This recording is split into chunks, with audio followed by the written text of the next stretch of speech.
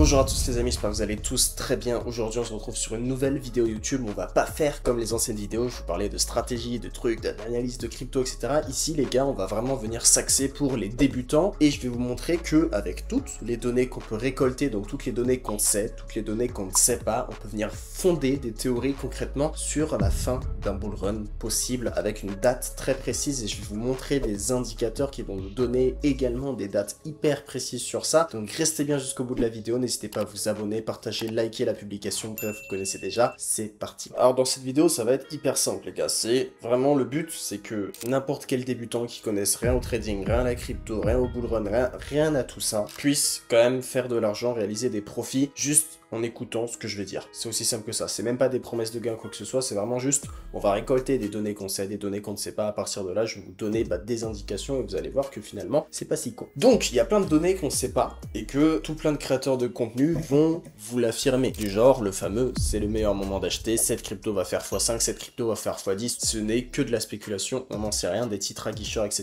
Ça, on met de côté. Ce qu'on sait réellement, c'est que le Bitcoin surperforme actuellement tous les marchés, sauf Nvidia, la société tech qui a plus surperformé sur les 10 dernières années. Mais sinon, Bitcoin, il surperforme tout. Bitcoin, depuis le début de sa création, ça ne fait que monter et ça n'est jamais descendu réellement plus bas qu'un cycle précédent. Ok, ça veut dire qu'en fait, à chaque cycle, le Bitcoin devient de plus en plus haut. Ça, c'est vrai, c'est un fait. Donc là, en fait, je m'appuie uniquement sur des faits, de l'historique et de la réalité, enfin, c'est ce qui se passe, quoi. Donc voilà. Je m'appuie que sur ça. Là, on est bon. Troisième chose, c'est qu'on sait que notre Bitcoin est cyclique. On est sur un marché cyclique qui débute lorsqu'on a halving, ok? Donc le halving arrive plus ou moins tous les 4 ans. Et ce qu'on sait également, c'est que les phases de marché haussier, donc de bull run, sont généralement plus courtes en durée, en temps, que les phases de marché baissière, ok? Donc on a un cycle complet avec une période de hausse, une période de baisse, et notre période de baisse est quand même plus longue que la période de hausse, ok? Donc ça, on le sait, ça, c'est sous nos yeux, et je peux vous le montrer là directement avec l'écran. C'est que généralement, vous voyez, on a un halving, on a la phase de bull run, donc la phase haussière, et ensuite, on a une phase, alors, baissière, bear market, plus un peu d'accumulation, ok? Mais vous voyez que cette phase-là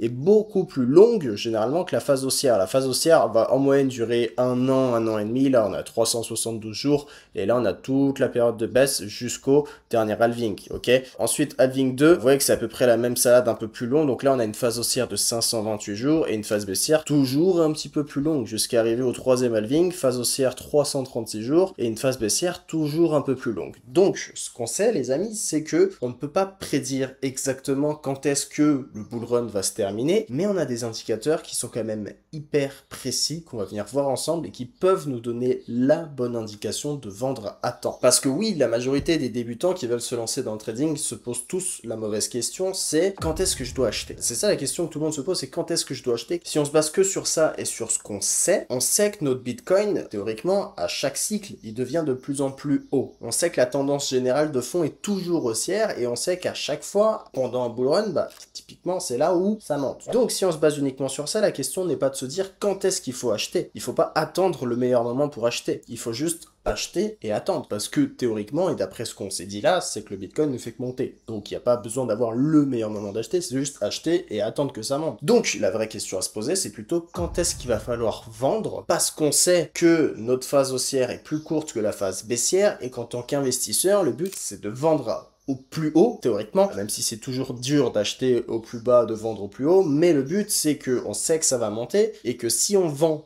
au plus haut, à ce moment-là, on va éviter toute la phase baissière qui est généralement plus longue et qui va durer en moyenne 2 ans et demi, 3 ans. Et ça, du coup, on veut à tout prix l'éviter. Donc, dans cette vidéo, je vais vous dire, les amis, quand est-ce qu'il va falloir vendre exactement ces crypto-monnaies selon différentes théories, différents indicateurs. Et je vais commencer par vous parler du NUPL. Alors, le NUPL, les amis, c'est le Net...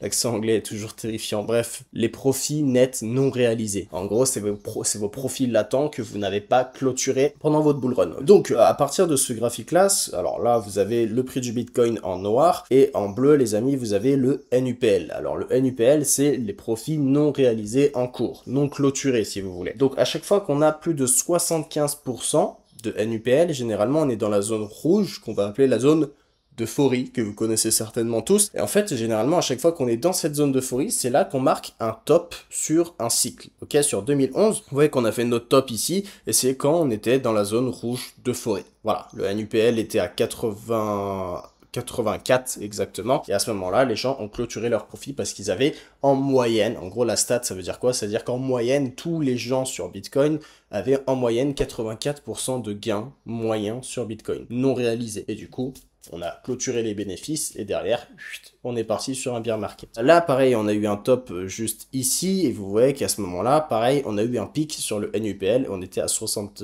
Hop, je vais zoomer, on peut zoomer sur ça. Voilà, hop, je vais me mettre là au pic. On avait un NUPL, les amis, à 73, 72. Donc pareil, non, 78, qu'est-ce que je dis? 78, 30. Donc pareil, on était au-dessus de la barre des 75 dans la zone d'euphorie, la zone rouge. Ça a marqué un top. Ici, on a un top, pareil. Et vous voyez que le NUPL à ce moment-là était à 78,82. Donc en fait, à chaque fois que notre NUPL, donc le graphique bleu, est dans la zone rouge d'euphorie, donc à chaque fois qu'on a plus de 75% de gains moyens non clôturés sur Bitcoin, à ce moment-là, généralement, les gens vendent leur Bitcoin et ça va marquer simplement un top sur le Bitcoin. Ici, on avait nos deux derniers tops qui se sont faits ici et vous voyez qu'on était presque, alors là, on était avec un NUPL à 74,74. On était très légèrement en dessous des 75%.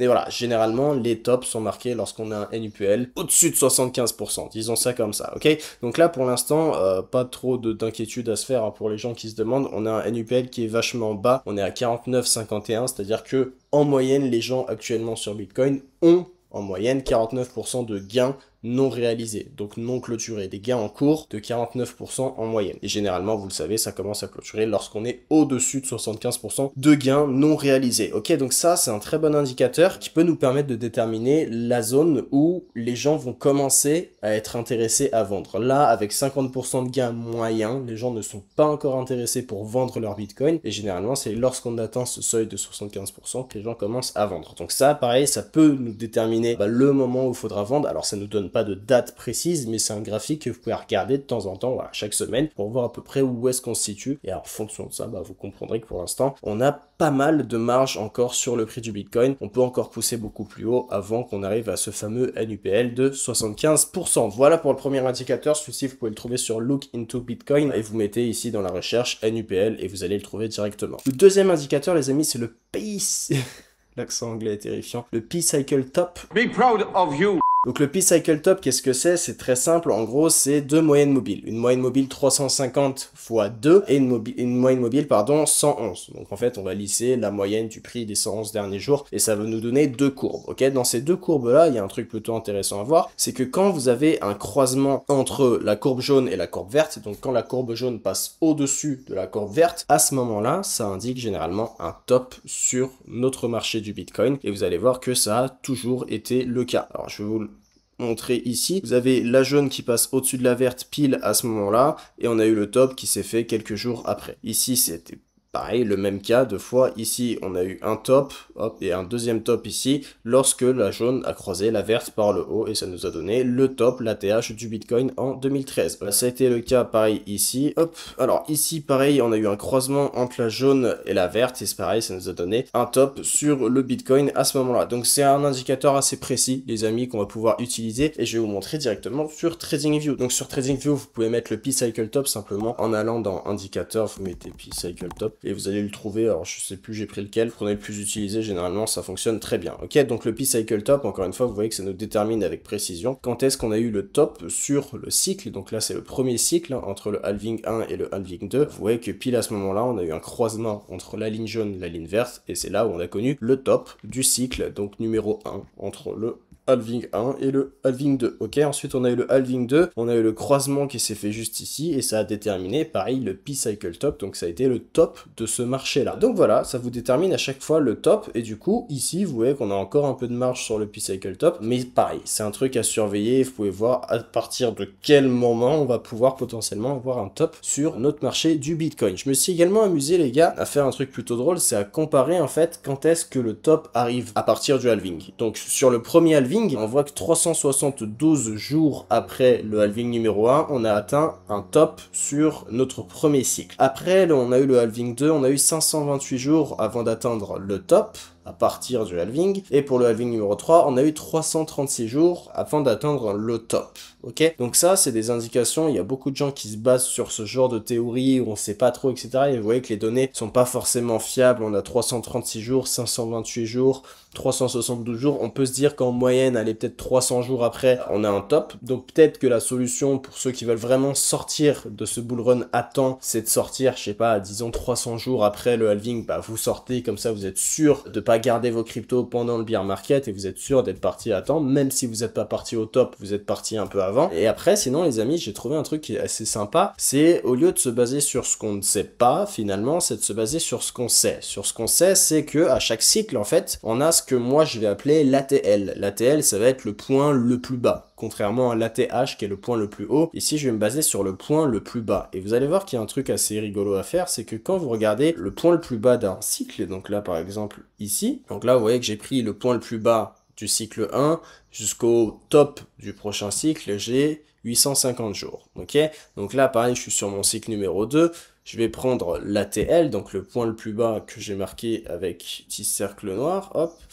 Si je prends mon ATL et que je vais regarder jusqu'au prochain cycle top, ouais, pareil, on a 850 jours. Donc là, on a un truc qui tient plutôt la route, et à partir d'une donnée qu'on sait, à l'heure actuelle, c'est le point le plus bas du cycle. Donc vous voyez qu'à chaque fois qu'on atteint le point le plus bas d'un cycle, généralement, 850 jours plus tard, on atteint le top sur le prochain cycle. Et en fait, ça peut nous donner potentiellement, vu qu'on sait que le marché est cyclique et que les opérations se répètent, là pareil, on a eu l'ATL, le point le plus bas du cycle, et 850 jours après, on a eu notre top sur le prochain cycle. On sait que le plus bas a été lors du crash FTX, c'était quand, le 22 novembre 2022 qu'on a eu notre fameux ATL, le point le plus bas du dernier cycle. Donc si on se prend le 22 novembre et qu'on prend 850 jours, peut-être que ça peut nous donner une indication sur le prochain top du prochain cycle. Alors, j'arrive pas trop, 850, faut que je zoome un peu. Mais ça peut nous déterminer, voilà, le 21 mai 2025. Donc, à partir de là, on peut peut-être se dire qu'il faudra vendre toutes ces cryptos avant le 21 mars 2025. Parce que, historiquement, 850 jours après le point le plus bas, on a toujours eu notre ATH sur le prochain cycle. Et là,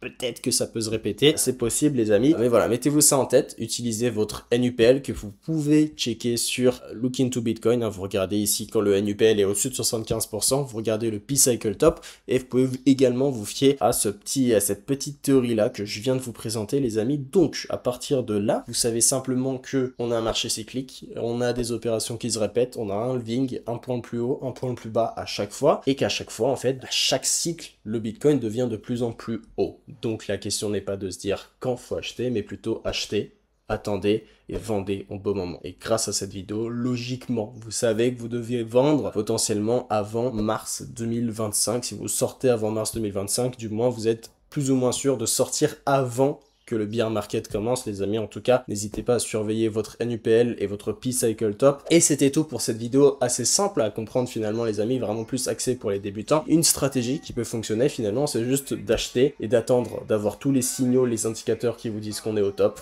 Vous vendez, alors certes vous ferez pas le maximum de profit, etc. Mais si vous êtes débutant, que vous connaissez rien, c'est déjà une première étape pour votre bull run, pour déjà sortir à temps et faire un minimum de bénéfices là-dessus. Encore une fois, tous ceux qui veulent en apprendre davantage sur les stratégies de trading, les méthodes, comment comprendre finalement tout ça, j'ai créé une application qui s'appelle Investix, disponible sur Apple Store et Android, sur laquelle on éduque, on forme et on accompagne tous les membres. Et il y a énormément de témoignages que je vous mets tout partout autour de ma tête. On a un Trustpilot, les avis sur Google Store, sur Apple Store, enfin bref, vous pouvez directement télécharger l'application. Je vous mets le lien directement en description pour tous ceux qui souhaitent se former gratuitement en étant accompagnés. Je vous laisse là-dessus les amis, c'était Romain, bisous à tous, ciao ciao.